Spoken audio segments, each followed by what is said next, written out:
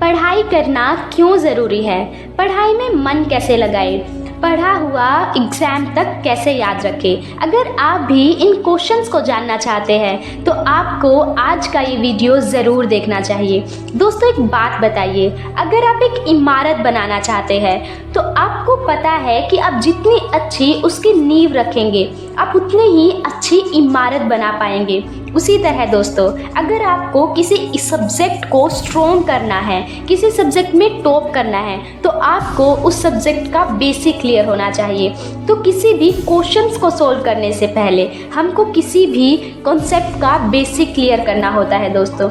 अब यहाँ से एक और क्वेश्चन अराइज होता है कि बेसिक को कैसे क्लियर करें।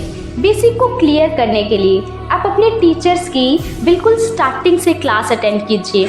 आप अपने कॉन्सेप्ट का पहला पेज पढ़ सकते हैं जो आपकी बुक में ऑलरेडी दिया हुआ होता है। आप उस कंसेप्ट से रिलेटेड कोई वीडियो भी देख सकते हैं, लेकिन हमेशा ध्यान रखिए क्वेश्चंस को करने से पहले आपका बेसिक ज़रूर क्लियर होना चाहिए। अब सेकंड रूल की बात करते हैं। Don't do many questions, in fact do some questions many time. मतलब दोस्तों, आपको एक चैप्टर्स के बहुत ज़्यादा नंबर ऑफ क्वेश्चंस नहीं करने हैं। इनफैक्ट आपको देखना है कि एक चैप्टर में कितने कॉन्सेप्ट हैं और उन्हीं कॉन्सेप्ट के बेस पर आपको क्वेश्चंस करने हैं। क्योंकि दोस्तों, बहुत सारे स्टूडेंट्स का एक क्वेश्चन होता है कि दीदी हमें पढ़ा हुआ याद नहीं रहता, हम उसे एग्ज़ाम तक भूल जाते हैं। हमेशा याद रखिए दोस्तों कि आपको एग्ज़ाम में केवल 2 ही चीज़ें याद रहेगी। एक तो वो जो आप एग्ज़ाम से कुछ दिन पहले पढ़ते हो, और एक वो जिसको आप बहुत बार रिवाइज कर चुके होते हो। तो आप अपना कॉन्सेप्ट बेस्ड क्वेश्चन को कीजिए और उनका नोट्स बनाइए, क्योंकि कुछ क्वेश्चंस को आप बहुत बार रिवाइज कर सकते हैं जो आपको एग्ज़ाम में डेफिनेटली याद रहेगा। दोस्तों, third point is which is most important, that is the revision.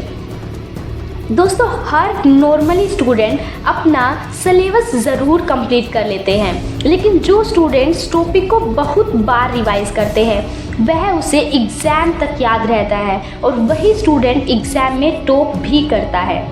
Fourth point is how we learn anything, कि हम कुछ भी कैसे याद कर सकते हैं, हम किसी भी चीज़ को कैसे याद रखें। किसी भी क्वेश्चंस को करने से पहले आपको उसके कॉन्सेप्ट को याद करना ज़रूरी है कि वो चीज़ आपको समझ आनी चाहिए। दोस्तों, आपने एक चीज़ नोटिस की होगी कि एक ही क्लास में एक टीचर होता है और बहुत सारे स्टूडेंट होते हैं, फिर भी सभी स्टूडेंट में से कुछ स्टूडेंट्स ही टॉप क्यों करते हैं। आप यहाँ बहुत ध्यान से सुनिए कि टॉपर स्टूडेंट टीचर की बातों को बिल्कुल ध्यान से, बिल्कुल फोकस माइंडसेट के साथ सुनता है और उसे सब कुछ समझ आ सके, इसके लिए वह अपने बाद में भी अपने आप को दोबारा वो सभी चीज़ें समझाता है, एक टीचर की तरह।